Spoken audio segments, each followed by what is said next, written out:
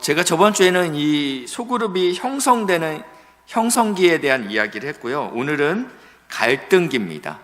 이 새롭게 구역이 개편이 되거나 새로운 구역장이 임명되면 나타나는 형상들이 있어요. 어떤 기대감들이 생기죠. 제가 처음에 왔을 때, 저 사람 어떤 사람이지? 궁금하고 기대하잖아요. 근데 이 시간이 지나고 나면 갈등기가 반드시 찾아옵니다. 처음에 볼 때는요, 모든 것이 괜찮아 보이고 멋있어 보일 수 있습니다. 그런데 시간이 지나면 옆에서 다 보면, 저 사람도 사람이다, 실수하네, 이런 것들이 보이게 되죠. 그렇기 때문에 첫 번째 형성기에는 어떠한 기대감을 다 가지고 모임에 참석합니다. 그러나 반드시 실망하게 된다라는 거예요. 이 갈등은 어떠한 과거의 상처로 인해서 실망합니다. 또 오해로 인해서 실망합니다. 그래서 저는 카톡으로 나의 아쉬운 점을 절대 얘기하지 않아요. 그러니까 내가 뭔가 이 사람에게 불편한 감정이 있다? 저는 문자나 카톡으로는 절대 얘기하지 않습니다. 가장 확실한 방법은 만나서 하셔야 돼요. 그래야지 오해가 안 생깁니다. 카톡 안에서 불평, 불만이 나오는 것은 굉장히 좋지 않아요. 그러니까 이제 구역장님, 권차님이 이건 좀 고쳐야 되겠다, 그런 것들은 절대 카톡으로 하시면 안 됩니다. 집사님 밥 먹자. 그 밥을 사주시고 이야기하면 충분히 이 집사님에 대한 좋은 점도 얘기해 줄 수 있고 또 고쳐야 될 부분들도 얘기할 수 있잖아요. 그러니까 안 좋은 점은 반드시 문자로 하지 않는다, 카톡으로 하지 않는다, 전체 창에서 하지 않는다. 네. 만약에 나는 죽어도 카톡으로 해야 된다, 그러면 개톡으로 하셔야 됩니다. 그걸 목자방 전체에다 다 공유해서 하시면 이거는 굉장히 안 좋습니다. 그래서 오해가 생기죠. 그리고 상처를 주는 말로 하면 안 됩니다. 그러니까 부정적인 이야기들은 이걸 정말 해야 되는지 끝까지 참고 기다리셨고 하나님 앞에서 기도하시면서 하나님, 제가 이 얘기를 해야 되겠습니까? 그 하나님께서 허락받고 하셔야 됩니다. 두 번째는요, 왜 이런 갈등이 생기냐면 무관심입니다. 구역장님이 관심을 갖지 않을 때 이들은 실망하게 됩니다. 내가 모임에 참석하지 않아도 나에게 관심을 갖지 않고 있으면 이것들이 이제 구역장님이 나를 사랑하지 않는구나 라고 생각할 수 있죠.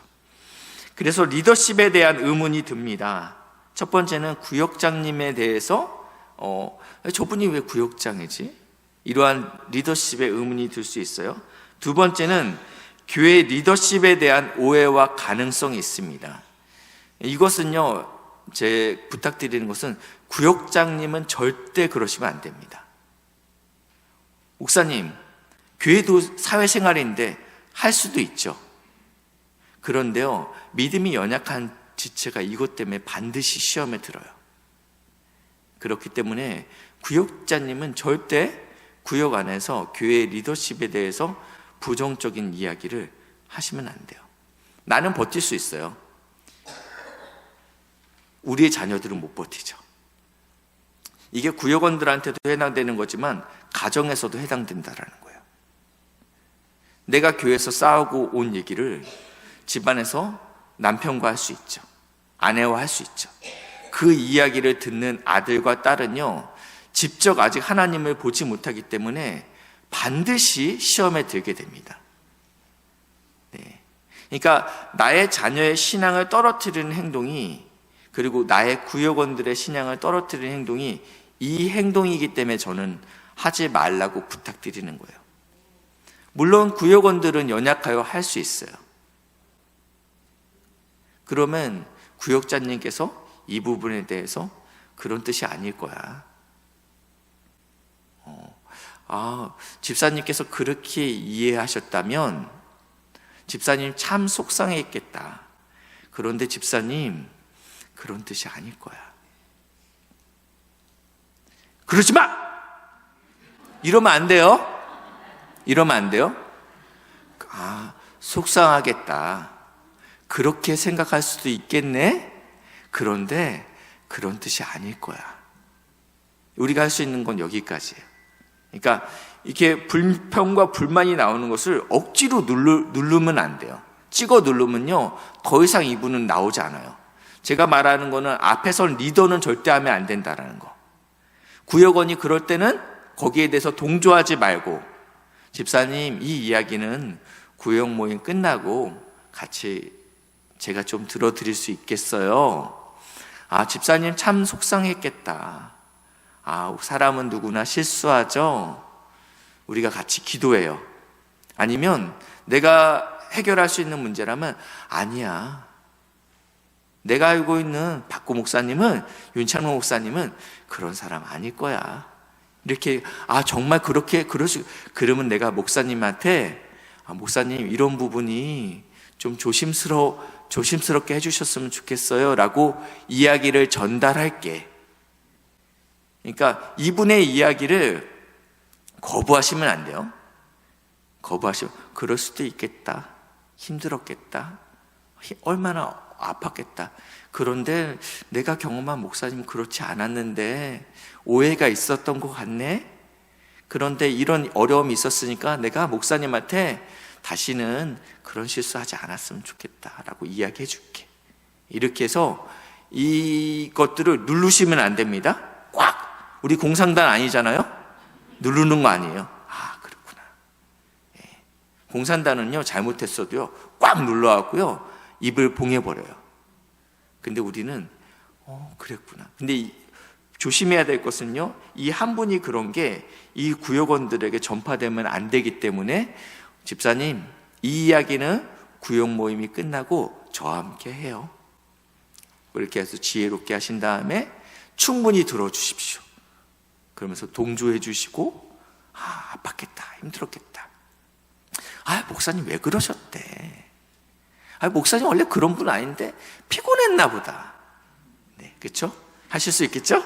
네, 하실 수. 우리 리더십들은 그러셔야 됩니다. 왜냐하면 믿음이 연약하기 때문입니다. 그 지체가. 그리고 우리 아들과 딸이 믿음이 연약하기 때문에 우리가 반드시 이러한 리더십들을 하셔야 된다는 겁니다. 그리고 세 번째는요, 영적 전쟁이기 때문입니다. 영적 전쟁. 갈등은 반드시 영적 전쟁이 일어납니다. 제가 단기 선교를 가게 되면 첫 번째 강의 시간에 늘 하는 얘기가 있는데, 영적 전쟁이라는 이야기를 해요. 왜냐하면 하나님이 기뻐하시면 사단도 기뻐한다. 사단도 주의 깊게 보기 때문입니다. 하나님이 기뻐하시는 일에 사단은 되도록 안 되게끔 만들죠. 근데 우리가 새로운 공동체가 만들어지고 하나 되게 만들어지는 데 있어서는 반드시 영적인 전쟁이 일어납니다. 미워하는 마음이 생겨요. 근데 그러면 얄밉죠, 이 사람이요. 그렇죠? 얄밉죠. 근데 그 너머에서 일하고 있는 사단을 보셔야 된다는 거예요. 근데 이렇게 접근하면 안 되겠죠. 집사님 지금 미운 소리 하는 거 보니까 사단 씌었어? 이러면 안 돼요. 네. 아, 하나님 지금 사단이 우리 공동체를 흔들려고 하는구나. 그러면 이제 구역장님은 그 너머에서 일하고 있는 악한 영에 대해서 인지하고 기도하셔야 된다는 겁니다. 기도하셔야 된다는 겁니다. 이 처음에 형성이 되고 갈등기가 있습니다. 만약에 갈등기가 없다라는 것은요, 부부 가운데 갈등이 없는 부부는 존재하지 않습니다. 갈등이 없다라는 것은요, 왜 없겠습니까? 반드시 있죠. 어느 한 사람이 속이 썩어 문드러지고 있다라는 증거입니다. 그렇죠? 아, 우리 부부는 너무 완벽한데요? 그거는 이제 그쪽 얘기도 들어봐야 되는 거예요. 예. 분명히 누군가는 한 명이 계속 죽어주고 있기 때문에 갈등이 일어나지 않을 뿐입니다. 이 갈등을 극복하는 유일한 방법은 빌립보서 2장 5절 7절 말씀인데 제가 읽겠습니다. 너희 안에 이 마음을 품으라. 곧 그리스도 예수의 마음이니 그는 근본 하나님의 본체시나 하나님과 동등됨을 취할 것으로 여기지 아니하시고 오히려 자기를 비워 종의 형체를 가져 사람들과 같이 되었고 자기를 비우는 것입니다. 우리는 그래요.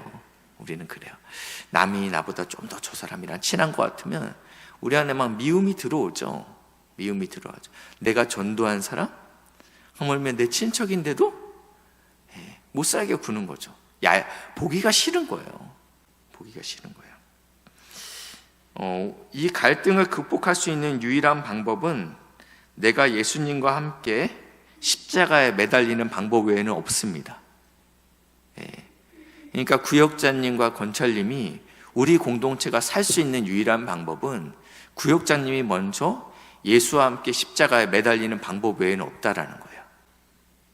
이게 참 어려워요. 참 어렵습니다.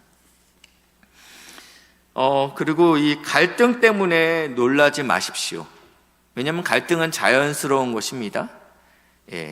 부부 안에서도 갈등은 자연스러운 것입니다. 저와 제 아내가 갈등이 있는 것은 자연스러운 일이에요. 늘 좋지는 않잖아요. 늘 좋지는 않아요. 이 긴장과 혼돈은 자연스러운 것이라는 것을 먼저 이해하셨으면 좋겠습니다. 내가 구역장으로서 이렇게 부족한가? 내가 구역장을 내려놔야 되나? 이건 사단이 주는 생각이고, 하나님 이 갈등은 자연스러운 것입니다. 하나님 이 영적인 전쟁에서 우리가 승리하기 원합니다. 기도하셔야 되는데 갈등을 통제하려고 하지 마십시오. 제가 이건 앞에 다뤘습니다. 무슨 얘기할 때 갈등을 일으킬 때 집사님! 그러시면 안 된다고요. 이러면 안 된다라는 거예요. 만약에 이게 지금 구역 모임과 상관없는 내용이라면 집사님, 이 이야기는 우리 구역 모임 끝나고 저랑 이야기해요. 그래서 충분히 갈등을 통제하려고 하지 마세요. 집사님 힘들구나. 집사님 그런 아픔이 있었구나. 내가 이거 목사님한테 말씀드려줄게요. 이런 것이 교회에 좀 아쉬운 점이 있군요. 제가 이거 장로님한테 꼭 이야기해 줄게요. 그래갖고 이야기해 주세요. 저한테 이야기해 주시고 한전사님 이야기해 주고 장로님한테 이야기하셔갖고 그러면 피드백이 갈 거 아니에요? 권사님 제가 그때 몰랐어요. 제가 그때 너무 한 번은 이런 일이 있었어요. 우리 교회는 아닌데 제가 너무 정신이 없어서 인사를 못 받고 지나갔어요. 이 성도님은 마음이 크게 실망해갖고 자기 이제 구역자님한테 가서 박호 목사님이 인사를 저런 인간이 다 있냐고 그래서 막 불평불만을 얘기했대요. 그러니까 이 구역자님이 저를 찾아왔죠. 목사님, 우리 구역원 중에 저번에 신방한 그분, 네, 목사님 인사 안 하셨어요? 저는 기억이 없죠. 제가 정신이 있었다면 인사를 했겠죠. 뭔가 바빴겠죠. 그랬어요? 그럼 바로 전화하죠. 죄송합니다, 집사님. 제가 죽을 죄를 졌습니다. 막 우는 소리하고 죽는 소리 하니까 제가 그런 게 아니고요. 막 엄청 친해졌어요. 만날 때마다 더 크게 인사하고 막 일부러 가서 막 인사하고 막 뺑 돌아가도 그분만 보면 막 뛰어가서 인사하고 갈등을 통제하려고 하지 마십시오. 갈등은요 일어났으면 그 원인을 빨리 제거해야 됩니다. 구역장님이 이 문제는 내가 해결할 거야. 해결할 수 있는 문제는 해결하십시오. 해결이 안 되면 교육자의 도움을 꼭 받으십시오. 그러면 그러려고 교육자들이 있는 거잖아요. 그래서 그 문제에 같이 기도하고 도움이 될 겁니다.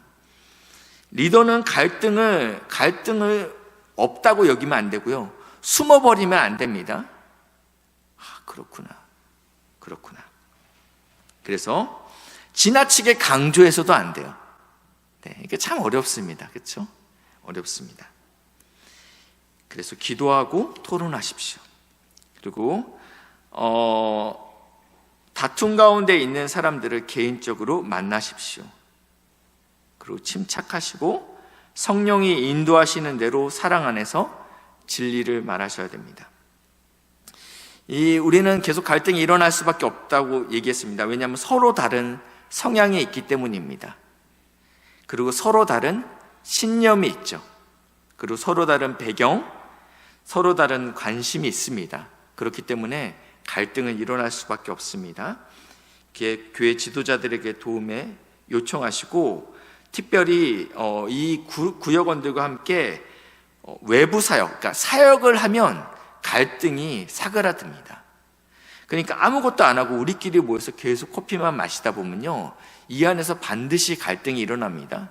나 집 산 얘기, 집값 오른 얘기, 우리 자식 좋은 대학 간 얘기, 결혼한 얘기, 손자 손녀 예쁜 얘기 계속 해봐요. 누군가는 계속 시험에 듭니다. 갈등이 반드시 일어날 수밖에 없죠. 그러니까 우리의 초점을 자꾸 우리 내부에 두면요, 반드시 문제가 생겨요. 죄송한 말씀인데 이걸 해야 되나? 안 할래요. 네, 안 할래요. 네. 그러니까 우리 안에 우리만 계속 주목하다 보면 반드시 갈등이 생긴다라는 거예요. 그래서 우리의 시선을 자꾸 외부에 돌려야 되는 거예요. 다른 얘기를 할게요. 한동대가 굉장히 좋은 대학교입니다. 예전에는 굉장히 좋은 데였어요. 왜냐하면 외부에서 핍박이 엄청났어요. 예, 포항에 있는 한동대 알죠? 네, 거기는 선교사님 자녀들, 목사님 자녀만 한 50% 된다고 하니까, 그것도 서울연고대, 이대 붙어서 한동대를 갔었어요. 그때는요. 예, 초창기예요. 근데 얘네들이 믿음까지 좋았는데 여러 군데서 박해가 찾아왔어요. 원래는 포항에 있는 그냥 지역 학교였는데 여기가 기독교 재단이 인수하면서 인해서 성적이 팍 떴어요. 그러니까 더 이상 포항에 있는 학생들이 갈 수 없는 대학이 돼버린 거죠. 뭐 여러 가지 문제가 있었지만요. 그러면서 이제 김영길 총장님이 핍박을 받고 옥에 갇히고 막 이런 일이 생기니까 이 한동대 애들이 외부에서 자꾸 공격이 들어오니까 24시간 기도회를 여는 거예요. 그래서 제가 군대를 갔는데 99년도에 군대를 갔는데 6.25 때 오산리 기도원에서 전국에 있는 모든 군종들이 싹 다 모여요. 이 군종은 신앙이 그냥 있는 사람이 아니라 보통 신학생들이 군종이 되잖아요. 그래서 그 저녁 집회가 끝나면 육해공군 학교별로 싹 다 모입니다. 저는 총신대 한 120명 쫙 모였어요. 감신대, 침신대, 장신대 학교별로 모여요. 그랬는데 저쪽에 신학교도 아닌 애들이 200명 모여 있는 거예요. 쟤네들은 뭔데 200명이나 모였냐니까 한동대 출신인 거예요. 얘네들이 신학생도 아닌데 영성은 왜 이렇게 좋은지요. 근데 이 학교 문제가 해결되고요. 더 이상 외부에 적이 없으니까요. 영적으로 타락하게 된다라는 거예요. 영적으로 타락하게 된다. 물론 다 그렇지는 않습니다. 여전히 신실한 자들이 있겠죠. 근데 예전 같지 않다라는 이야기를 많이 합니다. 네. 사단은 우리가 계속 우리의 포커스를 하나님께 집중하고 불신 영혼에게 집중할 때는 사단과 싸우기 때문에 괜찮습니다. 근데 우리가 불신 영혼에게 집중하지 않고 말씀에 집중하지 않고 우리끼리 좋아, 우리끼리 괜찮아 그러면 반드시 우리 안에서 영적 전쟁이 일어난다라는 거예요. 예, 반드시 영적 전쟁이 일어난다. 그렇기 때문에 구역장님은 우리 이 모임의 포커스를 하나님과 말씀과 그리고 불신 영혼에 초점을 맞추셔야 됩니다. 불신 영혼에 초점을 맞추시면 그러면 이러한 일이 덜 일어날 수 있습니다. 그리고 나서 안정기입니다. 네, 안정기. 갈등기를 지나서 안정기가 오죠. 이때는요, 친밀감과 신뢰가 쌓여지게 됩니다. 아마 제가 볼 때는 지금 현재 우리 신성교회 구역들이 안정기에 접어들지 않았을까라는 생각이 듭니다. 오랜 시간 동안 여러 번 싸우셨을 거고 또 지나오면서 이제는 안정기에 들어왔을 거라는 생각이 듭니다. 이번 주에 우리 김양순 집사님께서 이제 어제 소천하셨습니다. 어제 소천하셨는데 담임 목사님과 함께 구로에 있는 병원을 가게 됐어요. 이제 병원에 가서 이제 기도하기 위해서 갔는데 가면서 구역장님이 처음 사건이 일어난 때부터 계속 그 자리에 계시더라고요. 예. 한 전사님은 한 번만 간 게 아니니까요. 갈 때마다 구역장님이 그 자리를 지키고 있었고 가족들을 챙기고 있더라고요. 저는 이런 모습을 보면서 우리 교회가, 특별히 우리 구역장님들이 목양을 얼마나 세밀하게 하고 있고 열심을 다해서 하고 있다는 것들을 계속적으로 보게 돼요. 한전사님이랑 병원 신방을 갈 때마다 늘 구역장님이 함께 가주시고, 그리고 또 여전도 회장님이 또 함께 동행하시니까요. 그러니까 우리 공동체는 이미 구역이라는 끈으로 하나 묶여져 있고 여전도회라는 끈으로 이겹으로 묶여져 있는 거예요. 그래서 여기서 지금 너무너무 귀하게 잘 섬겨주시고 있다. 그렇기 때문에 제가 볼 때는 우리 교회는 안정기, 구역은 안정기에 들어와 있는 것 같습니다. 자연스럽게 소그룹 멤버에게 자신의 고민을 나누는 수준까지 오게 되었습니다. 도움을 주고 상호 책임지려는 마음을 가지고 있는 것 같습니다. 그런데 여기에 잠재적인 위협이 있습니다. 더 이상 성장하는 것을 멈추려 합니다. 우리가 너무 잘 알아요. 그렇기 때문에 더 이상 이 공동체 안에 새 가족을 받는 것들에 대해서 불편해 하신다라는 거예요. 우리끼리 너무 좋은데 누군가 새로운 사람이 들어오면 이것들이 우리를 불편하게 만들기 때문입니다. 이것은 우리는 의도하지 않았어요. 그렇지만 막상 새 가족이 들어왔는데 나 빼고 다 뭔가 자기네끼리 하는 얘기가 있는 거예요. 그러니까 새 가족이 여기서 정착을 못하고, 본인들은 의도하지 않았죠. 그렇지만 이 새 가족은 또 정착할 수, 이렇게 불편한 감정이 들 수 있다는 것입니다. 이 안정기에 구역장님, 권찬들이 해야 될 일이 있습니다. 이 소그룹의, 이 구역의 비전과 목적을 다시 한번 상기시키는 일을 해야 됩니다. 우리의 소그룹은 영혼 구원이야. 끊임없이 이거를 강조해야 된다. 그래서 우리가 영혼이 구원되면 이렇게 분립이 되는 거죠. 분립이 되는 거죠. 우리가 19구역인데 19-1구역이 또 생기는 거예요. 19-2구역이 생기는 거예요. 그러면 나의 믿음의 대가 계속적으로 쌓이는 것들을 보게 됩니다. 그렇기 때문에 안정기에 있는 그 리더십들은 우리의 비전, 우리의 구역의 목적이 무엇인지 다시 한번 비전을 나누시면 좋겠습니다. 그리고 여기 보시니까 서로를 향해서 사역을 하게 합니다. 이것은요, 잃어버린 친구들과의 관계를 발전시키기 위해서 그룹 활동을 사용하시면 좋습니다. 이 모임 안에 새로운 영혼들이 들어올 수 있게끔 우리가 어떠한 사역을 해야 될지 함께 고민하시면 좋을 것 같습니다. 그리고 이때 또 구역장님이 하셔야 될 것은요, 리더십의 책임을 위임하셔야 된다는 것입니다. 이미 안정기에 들어섰기 때문에 이제는 너도 할 수 있어. 이 불안정할 때는 이 구역장님이 딱 책임지고 가야 되지만 이제는 모두가 편하고 모두가 안정적입니다. 그러면 이제는 당신도 구역장을 할 수 있어 라고 위임하셔야 된다는 것입니다. 그래서 이 구역원들에게 함께 격려하셔갖고 양육 프로그램에 아니면 기도회, 새벽 예배에 같이 참여할 것을 권면하셔야 된다는 것입니다. 마지막으로 성장기입니다. 성장기는 금방 끝냅니다. 성장기는요, 모든 사람이 다 주인의식을 갖고 있습니다. 그리고 능률적으로 사역하고 있습니다. 그래서 불신자를 향한 사역들을 하고 있습니다. 이 성장기에 있는 교회들은 대부분 불신자에게 모든 초점이 맞춰져 있어요. 그리고 새로운 그룹 멤버들이 들어오고 있습니다. 근데 이 단계는 오래 지속되지는 않습니다. 오래 지속되지는 않습니다. 레리 크랩이라는 사람이 이렇게 얘기합니다. 영적인 공동체를 이루는 것은 성령의 사역이다.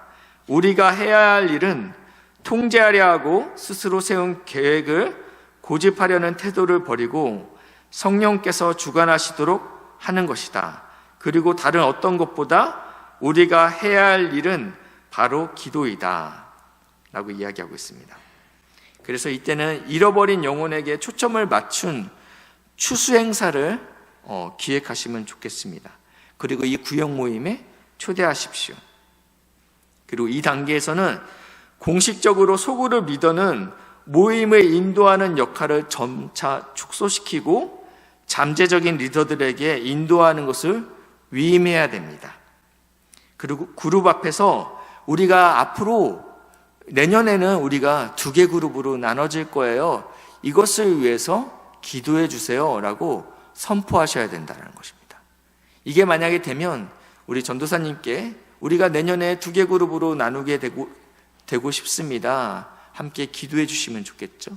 그리고 이게 분가할 때 2개로 나눠질 때는 교구 목사를 초대해서 전도사님과 함께 축복하고 그리고 축하하는 행사들을 같이 가짐으로써 인해서 이것이 축제가 될 수 있게끔 그러한 비전까지 함께 사모하셨으면 좋겠습니다. 이렇게 해서 저희가 7장까지 했고요. 이제는 한 장 남았습니다. 이건 한 장 남았고요. 형성기가 지나고 나면요, 그 다음에 갈등기가 있습니다. 그렇죠? 갈등이 극복되면요, 안정기가 있습니다. 그리고 마지막으로는 성장기가 있습니다. 현재 우리의 구역은 어디에 있습니까? 현재 우리의 소그룹은 내가 올해 구역을 맡았다라고 하면 이제는 형성기 아니면 갈등기에 왔겠죠. 그런데 우리 구역은 문제가 없어요. 문제 일으키는 사람이 한 사람도 없어요. 아마 문제 있는 사람이 떠났을 수 있어요. 그러니까 문제가 없을 수 있어요.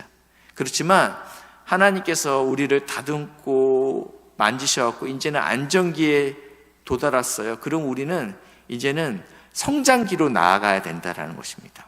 우리 구역이 어디 있는지, 그리고 우리 구역은 어디로 가야 되는지 같이 좀 나누셨으면 좋겠는데요. 기도 제목이랑 오늘 들으면서 우리 구역에 어떤 것을 적용할 수 있는지 제가 10분 드리겠습니다. 이야기 나누시고 기도하는 시간 갖도록 하겠습니다.